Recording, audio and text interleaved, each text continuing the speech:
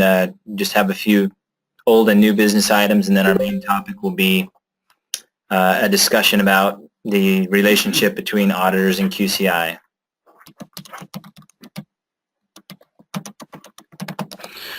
So to get started, just some of the old business items. I think in the last meeting, maybe it was the last meeting, maybe it was the one before. No, it was the last one. We went over that short form for the worst case draft test, and someone wisely pointed out that I had not made that available to you guys other than just by emailing it out. So after last meeting, I posted that on our Utah.org website. So that is available. And I just wanted to go to that website right now so that you guys are all aware of that resource. For a very long time, we've had all of our Utah weatherization resources available on this site, and also available on the Department of Workforce Services site. As of about a month ago, we took down the stuff on the Department of Workforce Services. We're no longer keeping our resources stuff on that website. This one, the Intermountain Weatherization Training Center site, we have full control over it, so we can post stuff and get it up and down more quickly. So this is where everything will be. If you guys are not aware of where the site is, the URL is just iwtcutah.org. And when you get there, I think this is a little confusing. I'm sure most of you have sorted it out, but when you hover over the Utah WAP resources page, it opens up a drop-down menu. And you really, if you click on the Reader Extended PDFs, that doesn't take you to all the resources. So you actually just have to stay up here and then click on that, or double click that, and it'll take you to the resources page. And then it's laid out very much like it was on the DWS site, where the very first thing at the top of the page is our program guidelines. And then below it, you're going to have all of the attachments in the same layout that they have been for the last, umpteenth years. So everything should be there, should look pretty similar. Especially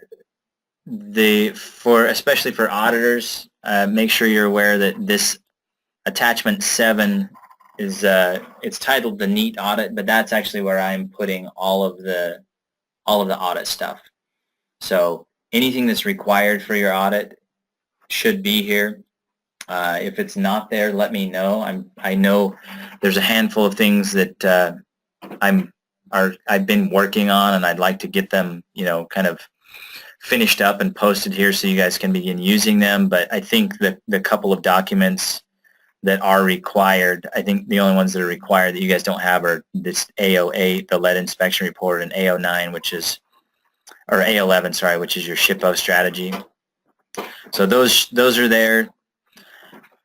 Something to note about them, anytime you see this little extended tab, that just means there's I've published it in 2 different versions of the PDF. The first version is always going to be the more complex one, so if the PDF does any math for you, or if there are any fields or anything, and you have like Adobe Acrobat that you're using, you'll want to download the first one. If you're using an app on a tablet that doesn't really support a fully functioning Adobe document, then these extended versions, they're kind of a simplified version. So if one version's not working for you, try the other one. And then the other thing I wanted to note about this is, so that worst case draft test, the short form, I posted it here. If you click on this, you're going to get this strange message which says please wait, and then nothing happens. So it looks like the file's not there, and you can wait as long as you want. Nothing's going to happen.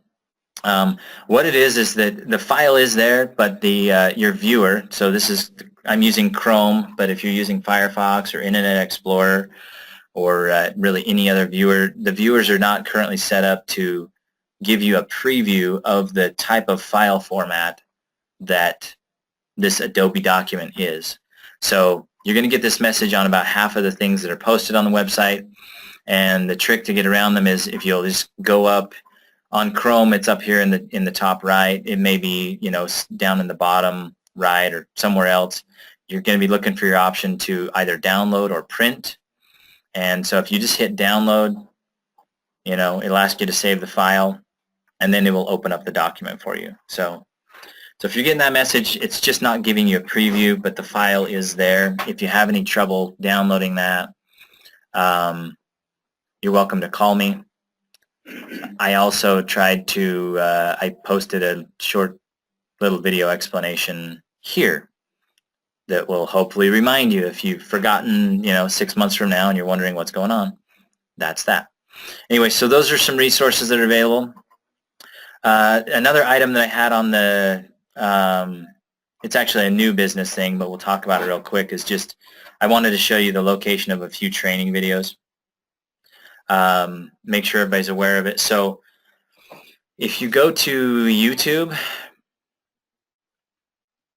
I have been posting most of the videos and things that I've been putting together on a YouTube channel called Utah Weatherization. So if you just go to YouTube and then search Utah Weatherization,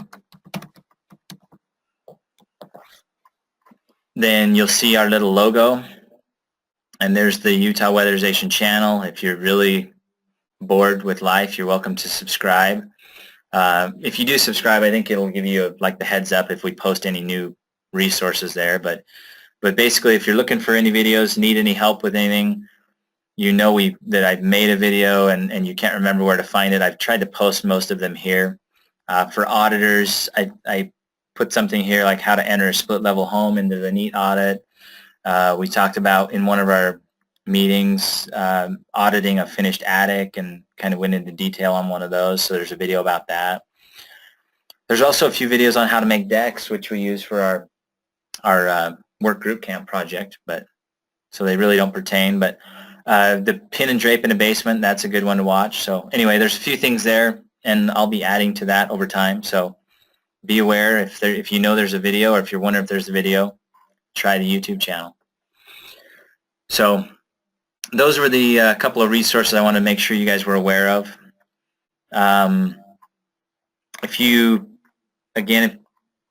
If there are any other resources you would like to see, or you know that are out there but you can't find them, just reach out to me or any of the state staff, and it'll probably be a good reminder to us to post them in the appropriate places. So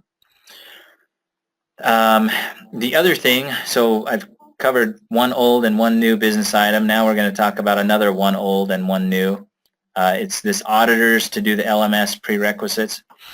Basically, just a quick update on where we're at with our audit training.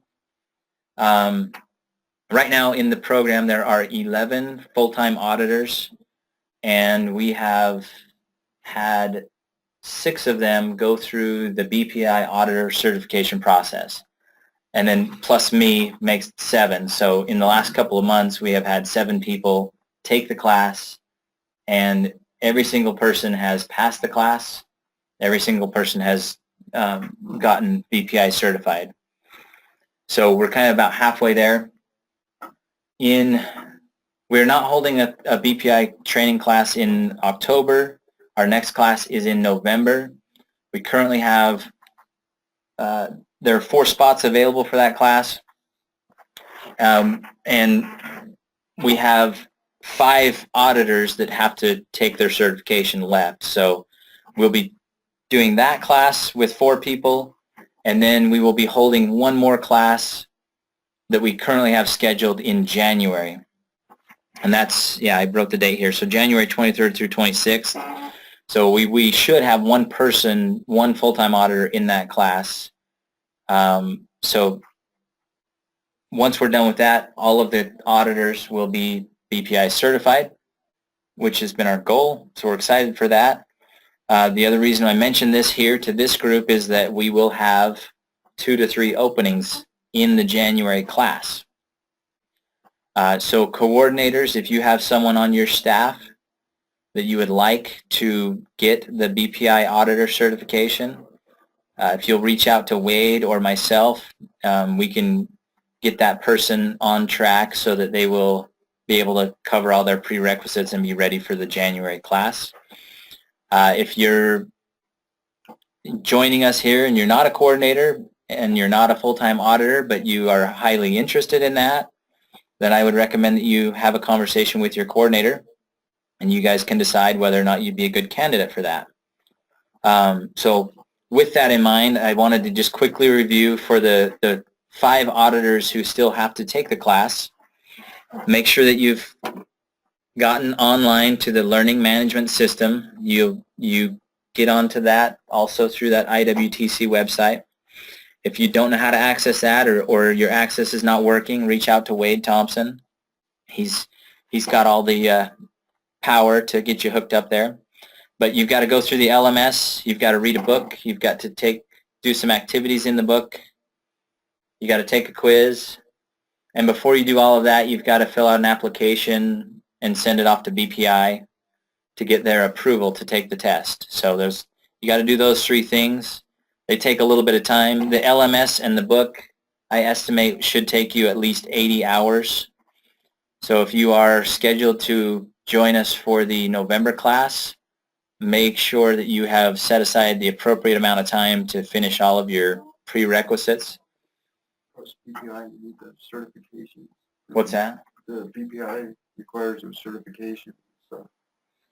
Yeah, Tony's just mentioning when you do your application through BPI, in addition to just spending 80 hours doing a bunch of prerequisite work, the application requires that you show how much experience you have. If you don't have a lot of experience, I think you have to do at least 15 audits in the field. You have to have a bunch of construction experience, and you also have to have some certifications, a couple certifications, like a NATE, a Rocky Mountain Power gas certification work, an EPA certification. They took the Rocky RMGA after it said something in for it because they don't use that out there. Yeah, I had the same thing. I just had to explain to them what my RMGA was, and they accepted it. Anyway, so there's a little bit of homework you got to do. And I mentioned earlier that everyone who has taken the class has passed it, and there's a reason why. It's because we make you do 80 hours of homework before you come to class. For those who are planning on attending in November, Wade will be checking in a couple of weeks before the class with the LMS, and we'll probably be reaching out to you if you haven't started taking your quiz on the book. And if it does not look like you're on track for that class, you will be invited to stay home. We do take it very seriously. We want to make sure you have done your homework before you come to class, because we don't have time to really go back and cover any of the basics. So anyway, so that's kind of the system. I feel like it's working well. Yeah, I thought it worked very well. Yeah, Tony's nodding. He just got his certification a couple weeks ago, so you know, it's Tony's idea. Blame him, right? Yeah. No. Anyway, does anybody have any questions or comments or concerns about any of that? All right, so I've covered all the old business and new business, and now I'd like to move on to our main topic here. And I don't know if I've given this a very good name. Wade and I were talking, and Wade's not with us today because he's out in the field working on doing some QCI monitoring, so he wasn't able to join us. But he's noticed just some issues that have been coming up at different agencies between the QCIs and the auditors. I've noticed some of the same things as I've been out. Nothing major, we're just noticing that it's probably time to start having a conversation about some of these things. I feel like we've done a decent job. We've got all of our QCIs up and running and got them all certified. We're about halfway through the process with the auditors, but we haven't really started talking amongst ourselves and helping one another understand, you know, what the QCI's role is and what the auditor's role is, and then how we can all work together to make improvements in the process. At least we haven't started doing that at the state level. I would assume some of that has been happening at the agency level. But so I really wanted to look to you guys and find out, you know, what kind of things you might be struggling with, what concerns or questions you may have. to start the conversation, since I'm the auditor guy, I wanted to read from our guidelines real quickly, just one of our basic rules for our auditors. And I want to make sure that the QCIs understand why the auditors have to follow that rule. And then after reading that, then I wanted to discuss with you guys just kind of how that works, what that looks like in the field, and you know, what challenges we might face because of that. So, but basically I've got like one or two talking points on this subject, but I feel like this is a subject we could cover in 3 or 4 of these meetings.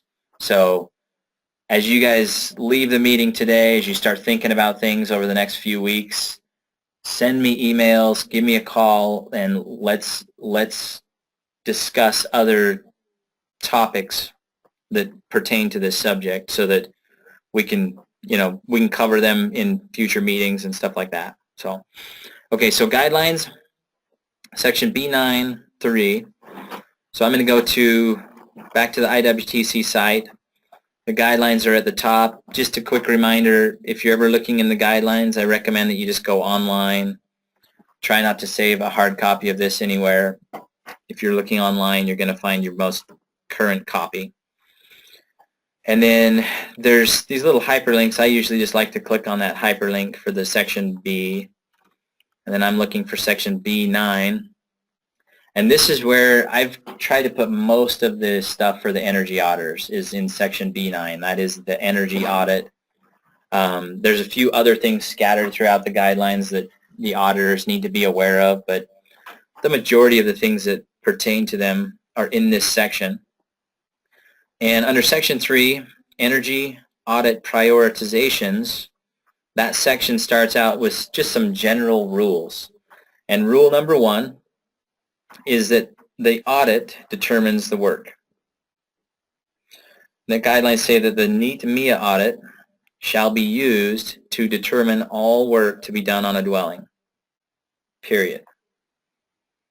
So what does that mean? That means what's on the audit is what gets done. So Tony says what's on the audit is what gets done. Anybody else have anything to add to that?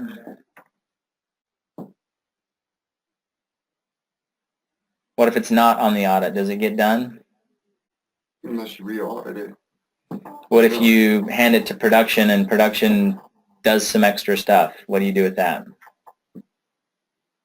You got to put it through the audit. Yeah, it has to be on the audit. The next sentence says any work to be done on a dwelling must be documented and justified in the audit reports. And what that means is that in the audit, you've got the auditor has 3 reports really. They've got their input report, their recommended measures report, and then it'll also generate work orders. So if your agency is using the audit to generate your work orders, those are your 3 reports. The 2 reports that really pertain here, when this guideline says that all work to be done on a dwelling must be documented and justified in the audit reports, is that it's that recommended measures report. If it's not listed on that, you shouldn't be doing it on the house. If you get out to the house and you realize, oh, the auditor forgot something, you need to, whoever's out there thinking that we need to add something to the audit needs to have a conversation with the auditor. That way the auditor can think about what they did and they can make a determination about whether or not that particular measure or item could be added. If they were to add it, what effect it would have.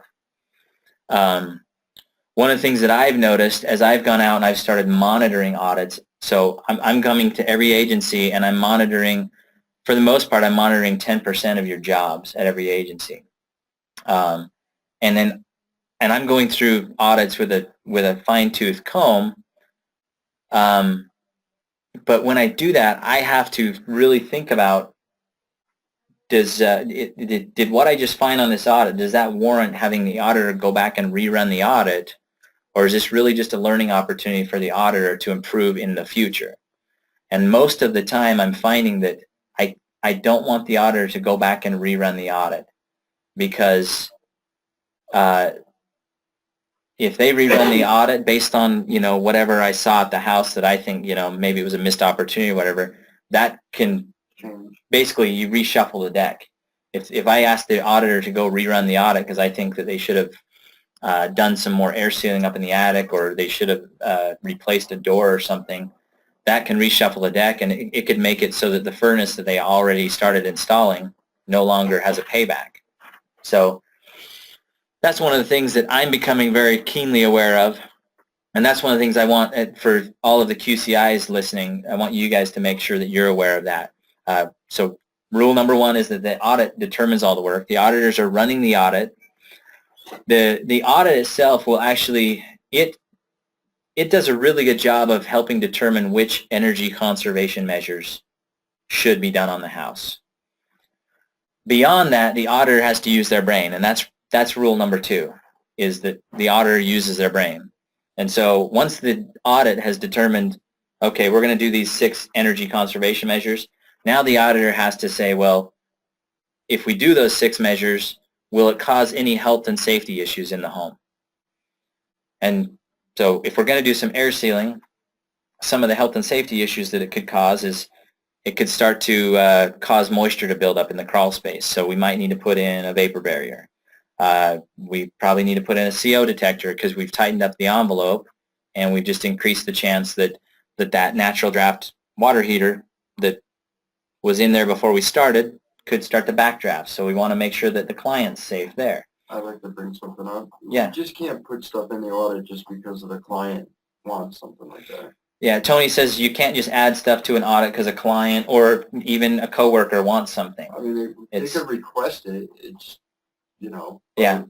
And we could see if it'll work, but we just can't put it in there just because the client wants it or thinks it should have got done. And I haven't been in your shoes completely, but I've been in homes with auditors, and I see that. I see a client has a need, and I see an auditor wanting to meet that need, and I don't blame you guys one bit. Like we are here to help the clients.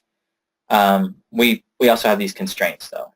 We have to, anytime we help a client, it has to meet all of our guidelines and our rules. So, and that is why, in order to do this in an equitable manner across the state, that's why we have this rule. We let the audit determine all of the stuff we're going to do.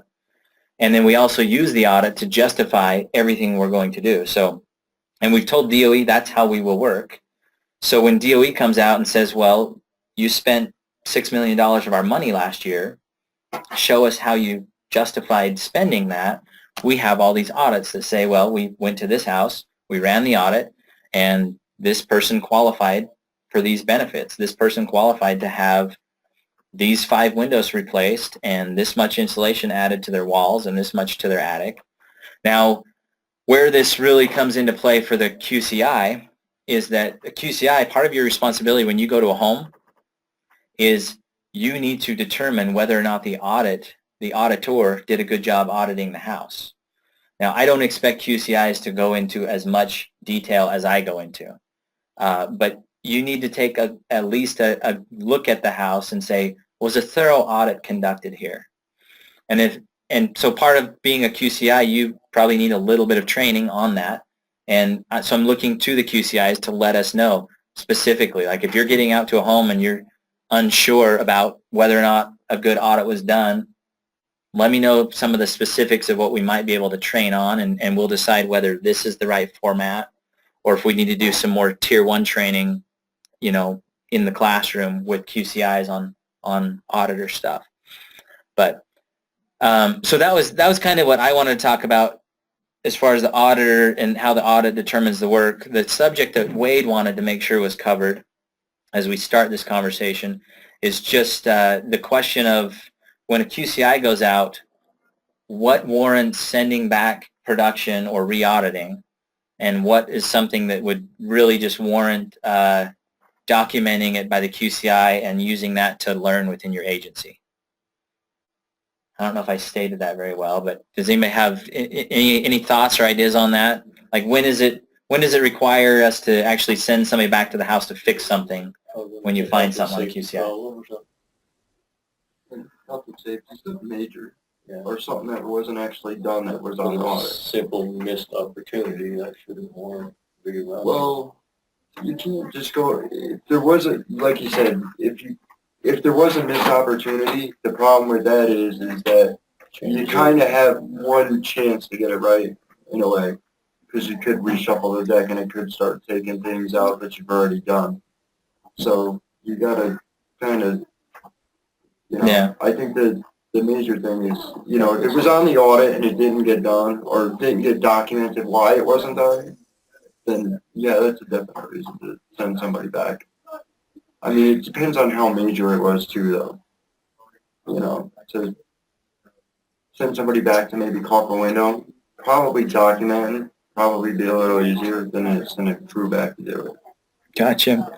Are you guys out there able to hear? I'm at Salt Lake Cap, and I've got Tony and Jesse and Mike are in the room with me, so we're having conversation here. I'm not sure if everybody's able to hear what was said. Hey, Matt, I have a comment. Yes. So it's not only finding missed opportunities that bring up rerunning the audit. It's when the crews go out and determine they can't do something that's on the audit is where you run into some problems too. Like if they go out and, say they can't insulate a crawl space or something like that, then when you have to come back and rerun the audit on that part, it can also change the deck. Yeah. Yeah, that makes sense. That's actually, that's a bigger problem of, at least, in our agency, of not so much missed opportunities, but stuff that the crew determines they can't do when they get there. yeah, we have not addressed that at all. And I've been increasingly aware of it. One of the things that I've kind of been thinking about is, so we started talking about a 30-inch rule. If you get into a crawl space and there's less than, the average height is less than 30 inches, that the 30 inches is the cutoff where, you wouldn't need to get in there and do the crawl space. But DOE actually has some very specific rules that basically say if you run the audit, you're required to do that work. And if you get to that measure, now this is really more an energy conservation measure, but if you get to a measure that's on the audit list and you can't do it, they call it cherry picking. Right. So they say if you get to a measure, like you can't install some insulation, that's where you have to stop, and you're not allowed to go beyond that point. Brad went back to a national conference last week, and it sounds like he was able to engage in some conversation. He got some help from a couple of other states that, anyway, we're going to be working on looking into how to work through some of those issues so that it's not cherry picking. Looks like there is a way to do some of that stuff. I imagine once I've worked through that and we've gotten our project officer's approval, it'll probably look like on our end. So for Brent's example here, it would probably be that Brent would go back into the audit and just in the comment section, you'd probably even leave it on the audit. I don't know. I'm kind of spitballing this a little bit because it's hard to take something off the audit without it reshuffling the deck. So we need to look at some way to leave it on the audit and just make a note that it was not possible to install this. I honestly don't think it's cherry picking if you just properly document why you couldn't do a certain thing. Because it's not, I mean, I could see if it was happening time after time after time. Yeah. But it's not. Yeah, well, and that's, like, I kind of started with that crawl space example. One of the problems we're going to run into with the crawl space is that every single house, you get a budget to do some air sealing. So the very first measure you're going to have on your audit, the one with the highest SIR, is to air seal. And if you don't have enough room to get down in the crawl space and air seal, you're done. According to, if you follow DOE's rules prescriptively, you're done. You can't do anything else on the house. This is an extreme example, and this is not what DOE wants. So I've got to work through the process so that we can get all of our I's dotted and all of our T's crossed.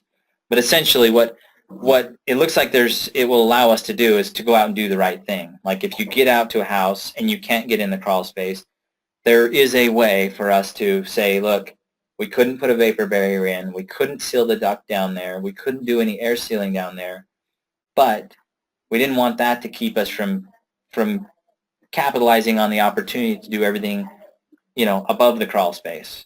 So we'll have to work through some stuff just in the next few weeks to make sure that we're able to do that.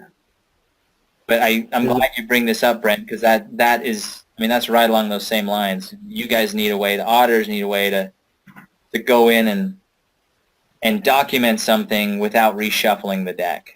What about just running it twice, running it, showing it with it, and without it? Well, you can always do that, but it's the instance when you do that, and now, well, you can't insulate that wall, but now it's telling you to add 3 more windows to the job. Right, but I'm just saying as part of the, if you can't do it, if you just, like you said, document it, but you show, you kind of just do both of the audits in there, with someone, this is the one that we took, this is why, kind of thing. I'm just throwing it out there. Gotcha.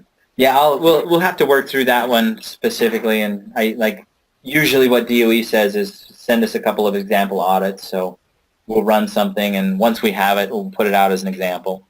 So, isn't the auditor on the audit able to see that there's not 30 inches there and then just do evaluate none on added insulation type?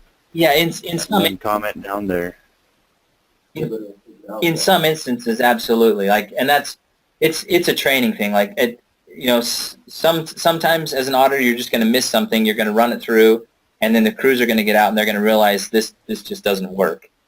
And then over time, that auditor, they're going to catch that more often in the future, and so we don't have to rework the problem.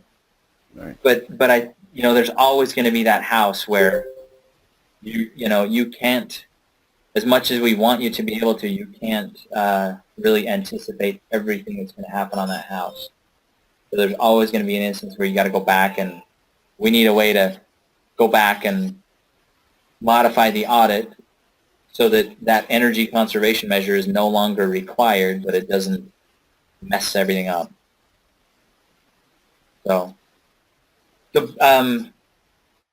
my question again was, for a QCI, when should the QCI be sending somebody back, and when should they be really just identifying something as an opportunity for future improvement?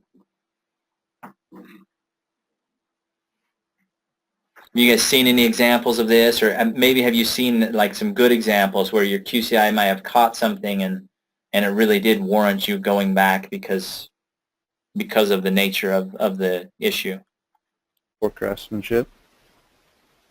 Poor craftsmanship? Yep. So give me an example of when you'd want your guys to go back due to poor craftsmanship. Unsealed vapor barriers. Yeah, that's a good one. Now, is this a pervasive problem, or is it they messed up on one of them? I messed up on 1 or 2. All right, and this is a decision you guys, your coordinators especially, need to be making at your agencies. But I want the QCIs and the auditors to talk about this as well. And just we just need to work together on it. I think each agency is probably going to look a little different. For me, I think if I was a QCI and I had a persistent poor craftsmanship, I'd probably start sending the guy back on every single job until that got fixed, if it was warranted. I don't know if you guys heard the comments when I first asked the question, but the health and safety came up, and that was one of the things that when Wade and I were talking about this, that was the first thing on the list. If it's a health and safety item, if it's a life safety issue for the client, that is when we send them back every time. So if we had, that's the one clear principle that we can write down in blood, that if it's a life-saving or a health and safety issue, that's when they have to go back. But then it's beyond that, then we need to use our brains. And And of course, use your brain based on Wade coming out and monitoring the job. You know, Wade's going to go, well, why didn't you guys send the guy back? But Wade's also going to go, well, if you thought that through and you had a good strategy as to why you didn't send them back, if you noted it as like, okay, this is a training opportunity, but you know, it wasn't egregious enough to warrant sending the truck back out to recall something or something like that, but you know, we had some training on it and we're doing better in the future, then that's really all we'd be looking for. So, you got any, Mike? I just think in some cases it becomes too subjective. It is very subjective. If on a particular day somebody decides this is okay, we're going to do it as a training. On another day, you know, it's just like it seems like somebody's making, and so I'm not looking for an absolute cut and dry. Yeah. What I'm basing mine on is looking at their audits, making sure what they've called for has gotten done. If I don't have that stuff done, I get with these guys, or I have done with Jesse, and then I find out with them. I get with Ian and say, is this, you know, how do we want to do this? So I'm handling it the same way if I run into it again. I like that. I don't necessarily like well, let's use this as a training method because I don't know how to show that cutoff. You know, like when did you start doing this, or when do you know, like, and then I don't know. To me, it just because there's so much subjective stuff. You know, I mean, I would love it if we could just say, this is what we want. If that's not done, you know, they need to go back and do it. But then I know that we have to make that determination. Yeah. But that's part of documenting, though, saying, listen, I noticed this.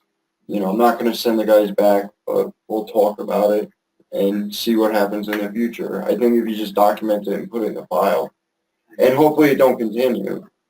The other thing is that we change so much and so often, it seems like, that there's no cutoff. It's like there's cutoff dates. It's like you almost need a sheet to know, okay, May 1st we stopped doing this and started doing this. Yeah. And when was this done? You know, it's almost like you need that on a day for the auditors and the GCI guy. I think that's something that we're definitely lacking on because we do that on a monthly basis. It seems like we're changing. Yeah, So. that's a legitimate, a very legitimate point, and I have to juggle that same thing when I come out and review your files. I'm having to keep in mind, like, what were the rules that pertained at this point in time. But if it's not properly documented, how do you know? Did we start that in May or was it June? Mm-hmm. You know, I've kind of brought that up a couple times. And the nice thing is, for those auditors who are keeping their audit files in the standard file format, and they're documenting everything properly, which I'm so far so good here at Salt Lake Cap, but that's helping because now it's much easier to go and look at that file and say, when did you start the job? And, you know, and then which rules do pertain. But the other thing is we're trying to be much more careful about, you know, when those rules start to apply. In fact, we did have a big chunk of rules that just became effective this program year, and we, for the first time in a long time, we held off and just had a whole bunch of stuff go effective on July 1 versus kind of spreading it on throughout the year. Which, anyway, we're trying to be as sensitive as we can to that. And I know you guys got to do your job too. And no, I mean, I'm probably the one that's the most guilty of changing stuff for the sake of trying to improve it, and it affects everybody. Like, you know, and everybody's going, well, why in the world did we change this? And did it improve or not? We don't see that yet.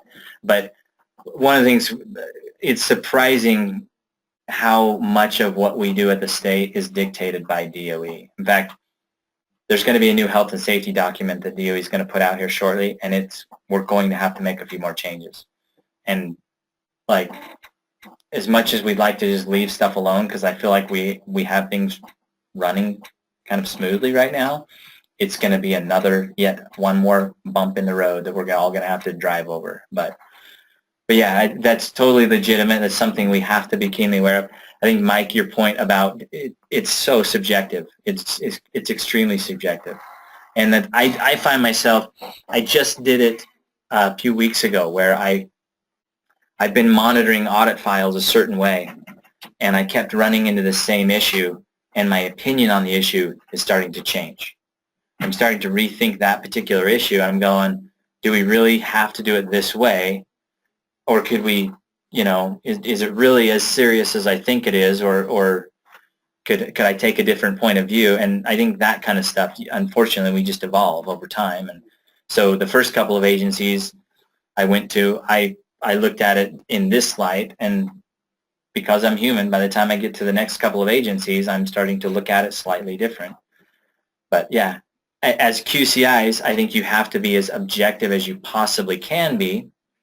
So I guess before we move on or talk more about that, any other comments, any other concerns about this on how do we determine when to send somebody back versus when to make it a training or maybe it's just a non-issue? Anybody else seeing anything? I think quantity and time. I think that should dictate, what are you going to get out of what you're going to send somebody back? Or, is it really going to make a difference to go caulk a window? Are you going to get that much out of it just because it was on the audit and the guys missed it? Because everybody's human. It happens. Yeah. Or just to document that it wasn't done, or have the guys document that it wasn't done. So I'm getting some comments back from an auditor. I got a QCI in the room who would like to make some comments. Let me ask this. Is there some feedback from some other QCIs that are on the line? What do you guys think about this?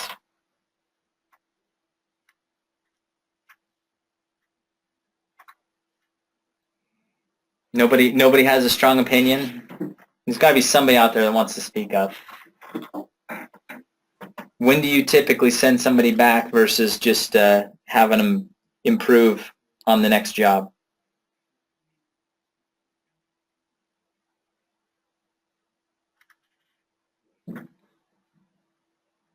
Nobody out there is going to be brave enough to throw something out there. Mike, what do you got? I've got another one too. Like when it comes to numbers, CFM numbers. If we've met our goal, and there has been some missed opportunities, but to send somebody back for 100 or 200 CFM, to me, it just doesn't seem worth it money-wise. I mean, because you put two guys on a truck and you send them out there for 2 hours or 3 hours, you're talking $400 or $500 just for a couple hours. By the time, could be, yeah. They set up, they get out there, blah, blah, blah, blah, blah. I mean, it's cheaper to send somebody out for a day than it is for a couple hours. Yeah. If you're looking at it money-wise. To me, most of us have been in the private sector. We know what it takes. Yeah. I think there's definitely a balance. Do we really need to work like how the government does some of their stuff? Shouldn't we be better than that? So I think you have a valid point. I do appreciate when somebody is weighing the actual cost and the cost of resources and things like that. Two comments real quick. One of them is that if you are using a subcontractor, when do you send them back? Always. Right. If you do not send your subcontractor back, and what I mean is if the subcontractor did work that does not meet the standard workforce specifications, if it does not meet the requirements of our field guide, then because we're doing government work, it can be viewed as them basically getting paid for something they did not do. And I agree with that. So if you're an agency, you do most everything in-house, but every once in a while you have to hire an electrician or a plumber or an HVAC guy, and when your QCI goes out, you have to, unfortunately, you've got to send them back to complete that job. I think a lot of times you'll find yourself in a situation where you begin to question whether or not your agency scoped the work well enough for that contractor to know that they were supposed to go out and do that. So that's something you got to be aware of. But yeah, if your agency's using subcontractors, they always have to go back. But when we're talking about our in-house guys, I think the only thing that I can really think of is, and you know, this does not have to be the end of the conversation, but it's just really be aware of like how's it going to affect your agency, and how can you work to improve your agency. I look back on my years as a production builder, and we had 13 different framing crews, and I started noticing that our framing crews did not understand where squash blocks had to be. Like, they didn't understand how to have full bearing go from a second story header through the floor and all the way down to the foundation. And the way that we were able to resolve that was I went onto the site with them, I provided additional training, and then that was my little pet thing for a couple of months. And it took a little while for all 13 crews to get to where they understood clearly what they needed to be done so that we had our full bearing all the way to the floor. And yeah, I sent a whole bunch of them back multiple times to fix little things because we were working on a bigger problem. So I think a lot of the stuff is like, it depends on what's going on at your agency. It depends on, you know, where you guys are headed agency-wise and goal-wise. Consistent problems need to get fixed. Yeah.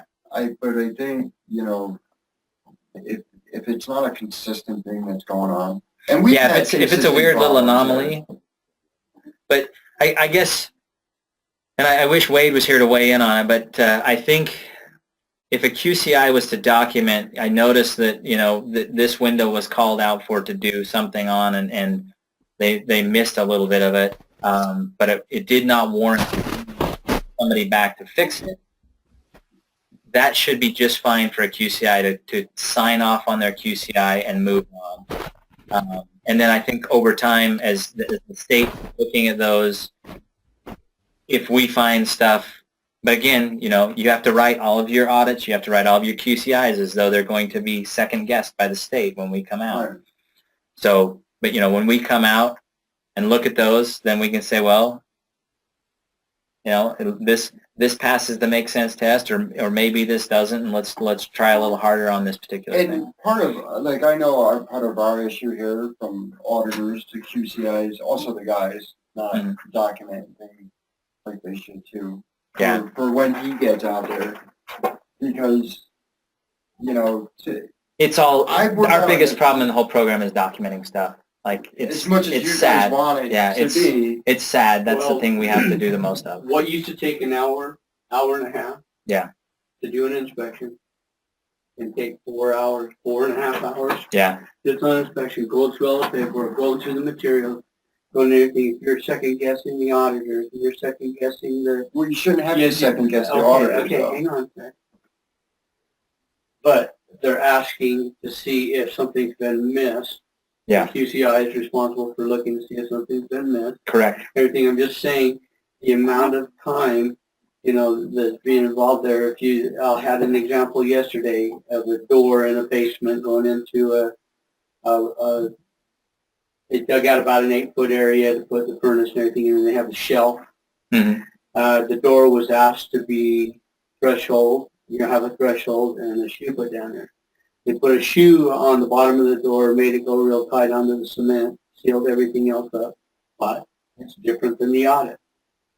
So as a QCI, do you say, okay, this is going to be okay? If it's not, this is where I come back, talk, you know, to the auditors, talk to Ian, find out what our position is on that. Then I use that if I run into that kind of example again.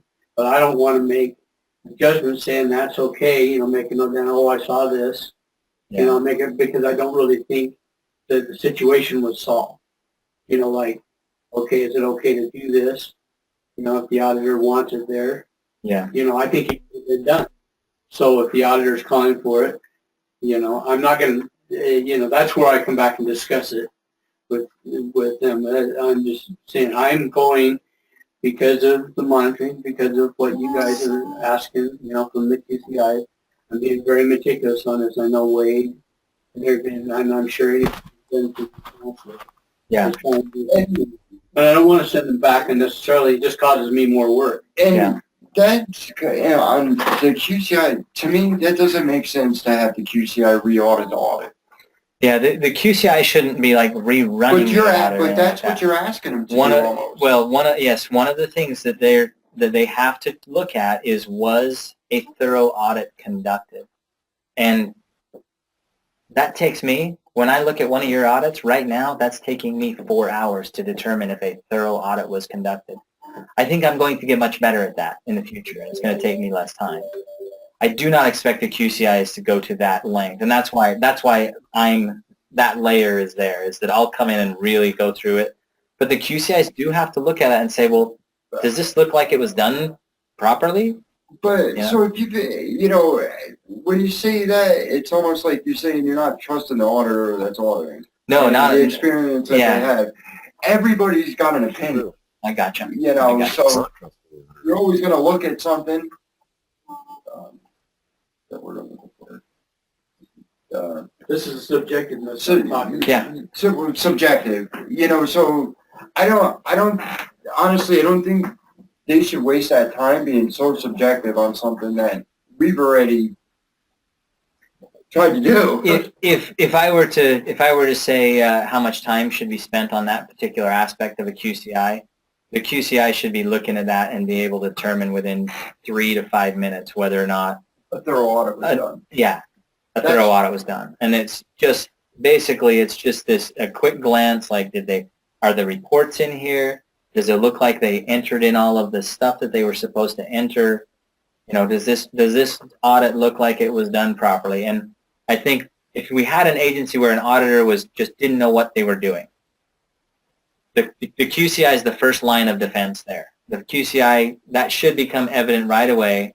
And that would be like, here's an agency, we got an auditor, and for some reason they've forgotten, they got in a car wreck yesterday and forgot their last name, and now they're doing everything wrong, whatever. QCI should notice that a few months before I show up, right? And should be able to address it. I think that's the only reason why DOE has put that particular part of that into the process. Is just, you get to look at it and just check and make sure everything looks right. And then when I come along, I get to do the same thing. And because we're spending taxpayer dollars, we get to check on it 5 or 6 times before we get to turn it in and call it good. But honestly, if there's something wrong with the audit, it should be on the auditor, not the QCI. The QCI, to me, it does. It is. Needs to look, it is. It needs to look at the work that was done. As long as the work that was done correct. Yeah. It should come basically down on us. All right. So we're getting close to 9 o'clock, so I'd like to wrap this up for today. But the last couple things we discussed, I actually think those are things we could spend some more time on if you guys want to. And maybe I might put a short list of things together and send out an email or something in the next week or so, and just solicit a little bit of feedback from you guys. Maybe ask you to vote or something on some of the topics you wouldn't mind discussing further on this or something like that. So does anybody else have anything that they wanted to contribute to this particular conversation before we end? All right, so Hey, Matt. Yes, please. I just had a question. So the auditors basically have one chance to go look at a house and do their audit. Yeah. How is it supposed to work for the QCI? I mean, if they go out and do their QCI and determine they need to send somebody back before they can finish, and then they, go out again after that's taken care of, is that it, or are they, unlimited on how many times they're going to send people back out? It's a legitimate question. If we had, a building inspector's perspective, you'd get all kinds of opinions there as well. because some building inspectors, when they go out on their second inspection, they'll write up a whole brand new list, and other building inspectors will sign off on the couple of things that weren't done and move on. I think if your agency had a lot of work quality issues, it might warrant having the QCI, take that extra time and go back and let's just fix this right now. But if you're not having a lot of pervasive things, or if you have a wise QCI who can go out and collect all the information they need the first time, that's better. Like, we want to be as efficient as possible, but as far as having specific rules or principles that we have to follow, we don't really have anything like that. Like, it really needs to be what's going to work best at your agency. What does your agency need? If your coordinator feels like... And that's a big lie, because they say whatever you decide at your agency, because... Go on. Lauren, you're welcome to share. I'm open to hear it, man. No, it doesn't matter. It just seems that it doesn't matter what we do. If you come and find something, you just change your mind on it. That's not, our last monitoring seemed to be that way. That is, no matter what we did, we had to make a change on something. Yeah. And it's like you're looking for something to make a change on. I hear you. And we are trying to be more sensitive to that. When we made a decision, after we made a decision, we were told by somebody else we weren't supposed to make that decision. That was the wrong decision. Yeah. So what it does is it feels like it's tying our hands, and we're saying, okay, well, what are we supposed to do then? And we have to check with you guys every time we want to make a decision. Yeah, and that obviously is not what we want. And like, I think that some agencies are facing that a little bit with their QCIs, and they're facing that a lot with when the state comes out. But I think both of them are very related. Like, essentially, your QCIs are monitoring your work, and then the state comes in and monitors your work, and we have to measure that against some standard, and we want to make that standard as objective as possible. Can't we just all get along? Yeah, that's the goal. That's the goal. So, but yeah, anytime we're being too subjective and we're really getting off the reservation, I think that it's totally legitimate for someone to say, hey, no, that's not right. And that's what I've tried to do, at least with the energy audit stuff. I want the energy auditors to be able to go out and just follow, here's the guidelines, here's our standard workforce specs. I followed all these things, so what you're asking me to do, state, is above and beyond that. That wasn't in the guidelines. And, if we are doing that, call us on it. Anyway, but that one, probably another subject for another day as well. But thank you for the comment, though. I appreciate it. And I'm guilty of it, Lauren. I know. So I don't mind you calling me out on it. Well, no, it wasn't anybody particular. It just seems like it was when we're told one thing, and then we've got to do it another way, and then as soon as we do it that way, then we're saying, well, wait a minute, we're not supposed to be doing it that way either. Yeah. It's a legitimate point. Absolutely. Okay. So yeah, I guess the one principle that we can take from the conversation, the one principle that must be followed is if it's a health and safety issue, that's something they need to be going back on. And then I agree with that, absolutely. If there's something that, if something's missed and it's a safety issue, it needs to be addressed immediately. But I think that the QCI has the ability to do that too and fix it right then and on the spot, unless it's something really serious. I gotcha. And that's within your agency, that maybe we better hold that topic for another day as well. Right. I'll make a note on that. Anyway, thank you guys for joining, and thank you for the comments and the participation. If you guys want to make any comments offline, you're welcome to send them my way, and I'll probably send out a survey of some sort to get a little more feedback from you guys on other things we want to discuss. So thank you guys, and have a great day.